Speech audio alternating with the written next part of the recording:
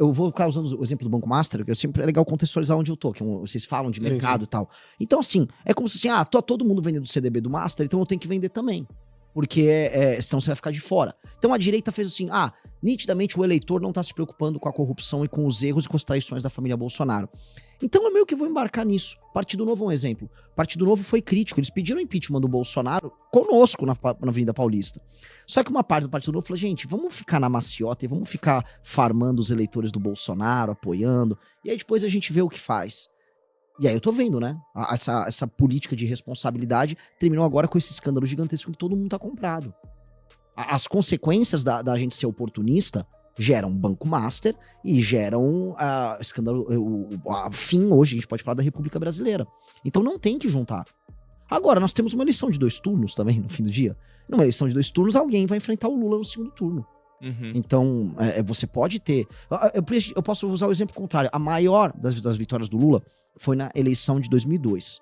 Ele teve um grande desempenho. Passou o trator em cima do Serra.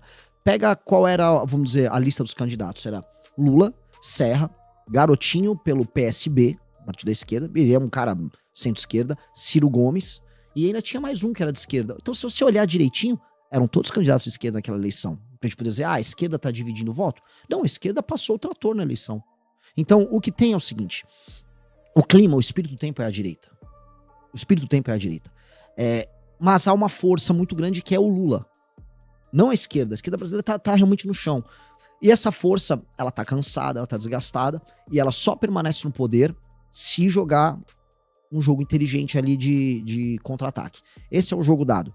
E no campo da direita, há uma paixão que tá mais presa num universo, vamos dizer, de pessoas mais velhas, que é o bolsonarismo. Vamos botar aí 15% do eleitorado. Esse 15% do eleitorado, ele é barulhento, ele é bastante alienado, ele é um petista ao contrário, que fica amando a família Bolsonaro, fica acreditando naqueles contos de carochinha deles. E esse eleitor, ele joga, vamos dizer, muita força num bloco político, que é um bloco político que não presta, é um bloco político do centrão. Isso gera danos como um todo no campo da direita, ou no antipetismo, porque você briga as pessoas mais oportunistas a se alinharem a isso, e aí você gera vamos dizer, um sistema de incentivos a um comportamento muito ruim. Uhum. Você acha que esse bolsonarismo, ele acabou bagunçando muito o que é o conceito de direita, de verdade? É uma ótima pergunta, porque nominalmente eles são de direita e eles praticam, enquanto discurso, vamos dizer, símbolos à direita. Então eu posso até colocar eles à direita, porque você pode ser corrupto de direita, você pode ser traidor de direita, você pode ser todas essas coisas de ser de direita.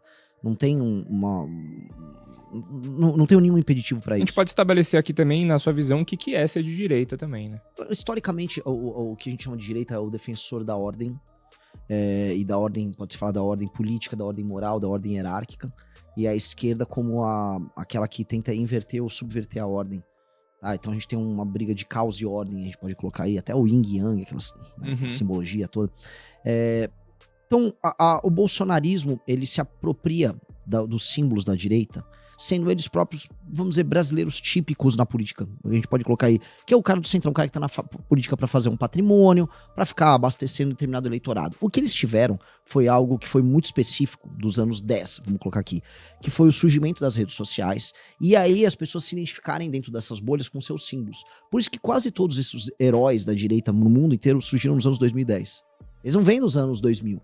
Eles são um fenômeno dos anos 2010, 2014, 15, 16, 17, 18... Né? Tudo surge mais ou menos ali, todos esses nomes internacionais que a gente vê.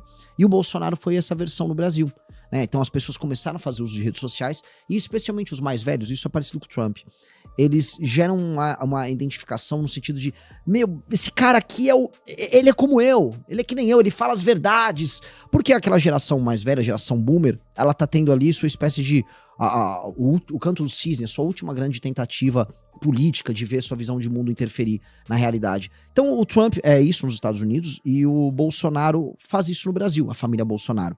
A questão é que o Trump, o Trump conseguiu trazer as gerações mais novas com ele. Na última eleição isso ficou bem claro. A família Bolsonaro já não consegue. Então eles ficaram muito presos no famoso tiozão do Zap, né, a tia do Zap. E aí o eleitor mais novo à direita, ele tá preso, ele tá, vamos dizer, aberto. Então você tem o Nicolas que conversa muito, a gente conversa muito com o eleitor mais jovem. Então, no fundo, se a gente olha direitinho esse desenho, eles estão administrando um ativo que vai envelhecendo e vai meio que sumindo. Né? E o futuro não é com eles. Então,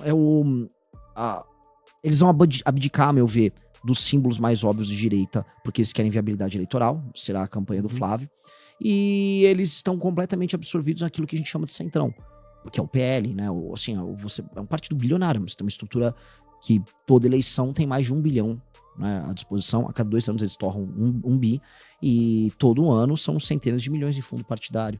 Fora os negócios que os caras fazem. Então você tem um universo que é muito sedutor, e eles já estão completamente comprados nesse universo sedutor. Então... Né? Você vê que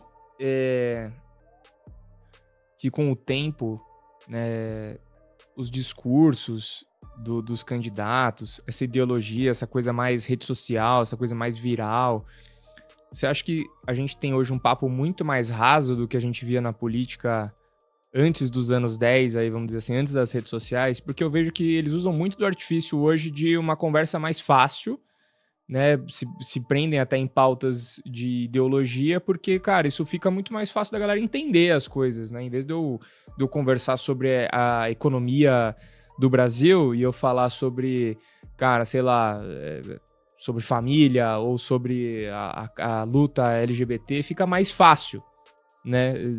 Dos índios e... Como que você vê isso? Você acha que o negócio foi ficando um pouco mais raso e mais indo para esse lado da ideologia mesmo? Vamos botar assim, a distribuição da inteligência e do conhecimento, ela é desigual, né? Ela é como se fosse uma pirâmide. Portanto, a internet, ela permitiu que exista espaço para tudo. Então, se eu quiser procurar discussões muito aprofundadas, como não havia até os anos 2000, eu vou achar coisas sensacionais. Você consegue, no próprio YouTube, para não ir muito longe, você cavucar vídeos, pesquisas, entrevistas, debates com professores, teses novas estão surgindo, você vai encontrar. Você consegue encontrar uma cena muito viva. Agora, assim, isso aí é restrito a uma minoria no Brasil, de poucos milhões de pessoas, eu diria 1 a 2 milhões de pessoas no máximo, estourando, no mundo mais, claro. Só que aí você também, como ela é democratizante, as redes sociais, ela faz com que uma massa gigantesca de pessoas consuma conteúdo imbecilizante, né? Que é natural. As pessoas consomem conteúdo de massa, as pessoas assistem Big Brother, porque é um produto de massa, as pessoas, sei lá, vão ouvir pisadinha, coisas assim, porque é um produto de massa. Sim, é fácil, né? Fácil de consumir, né? E aí... o problema é que isso bate na nossa cara muito mais fácil, porque as redes sociais te permitem interagir com esse mundo pop o tempo todo, ele tá na tua cara o tempo todo. E você, por mais que você tente se isolar do mundo, construindo alguns conteúdos melhores, você não consegue. Então, é uma dádiva que vem com uma maldição. Então, você consegue ter camadas de discussão. Hoje, para você produzir política, você tem que criar as camadas dela. Então, nós fazemos assim. O topo nosso, a gente tem uma revista impressa, que não tem nem conteúdo online. A pessoa paga, faz assinatura, para ler um material de ponta nosso, para entender sobre o mundo, sobre o passado, sobre o futuro. Beleza. A revista Valete tá lá. Agora, eu tenho que ter criadores de conteúdo nosso fazendo reels diários. Eu sou pré-candidato, tenho que fazer reels o tempo todo. Tenho que fazer 5, 6 vídeos por dia pra me tornar mais conhecido. Não vou vender a mãe nos reels, mas tem que ser popular. Né? Você tem que ficar conhecido, não tem muito o que possa ser feito. Tento criar para as pessoas a jornada da base ao topo. Não que todo mundo da base ao topo, isso não existe. Nem tem como. Mas pessoas vão ficar no meio, pessoas vão ficar mais aqui, outras vão ficar ali. Acho que você tem que ser completo na forma como você passa a sua mensagem. Mas, pra te responder de maneira clara, o debate está muito ruim hoje? Sim. E o debate tende a ficar pior? Sim. É triste, mas é verdade. Vai ficando cada vez mais raso. Vai porque não há...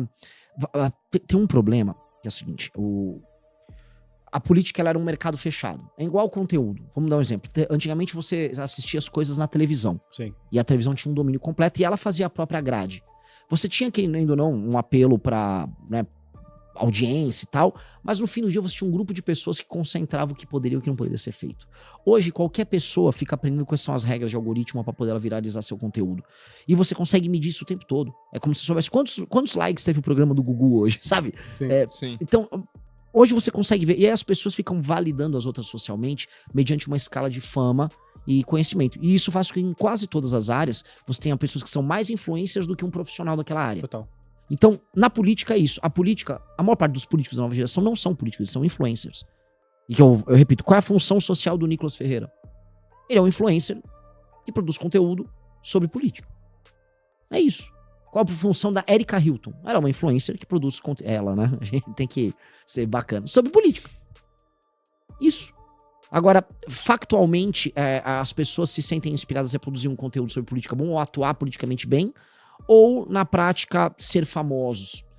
As pessoas entendem que o poder é a fama dessa pessoa. E isso é muito ruim.